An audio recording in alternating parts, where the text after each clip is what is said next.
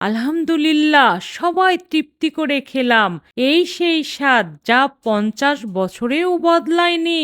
মায়ের ৫০ বছরের অভিজ্ঞতায় আজ গরুর ভুঁড়ি রান্না করলাম। কড়াইয়ে হাফ কাপ সাদা তেল গরম করে কিছু গরম মসলা আর পেঁয়াজ কুচি দিয়ে হালকা বাদামি করে ভেজে নিলাম। এবার ১ কাপ পানি দিয়ে দিলাম আদা, রসুন, জিরা বাটা, লবণ, হলুদ, মরিচ, ধনে গুঁড়া, জিরা গুঁড়া, শাহি গরম মসলার গুঁড়া, জয়ফল, জয়ত্রী গুঁড়া এগুলো ৫-৬ মিনিট কষে নিলাম। এরপর ১ কেজি গরুর ভুঁড়ি আর বেশ কিছু গরুর তেল দিলাম। এই তেলেই ভুঁড়ির আসল স্বাদ। সব মিলিয়ে ১০ মিনিট রান্না করলাম। ভুঁড়ি থেকে পানি উঠিয়ে সেই পানিতেই ২ ঘন্টা ধীরে ধীরে রান্না করলাম। ভুঁড়ি নরম হয়ে ডার্ক কালার হলে মৃদু আঁচে ২০ মিনিট রেখে দিলাম যেন মসলা ভালোভাবে মিশে যায়। এবার অন্য কড়াইয়ে পেঁয়াজ আর জিরা ভেজে ১ চামচ ভুঁড়ি দিয়ে ঢেকে ১ মিনিট দিলাম। তারপর সব ভুঁড়ি দিয়ে ৫ মিনিট নেড়ে গরম গরম ভাতের সঙ্গে পরিবেশন করলাম।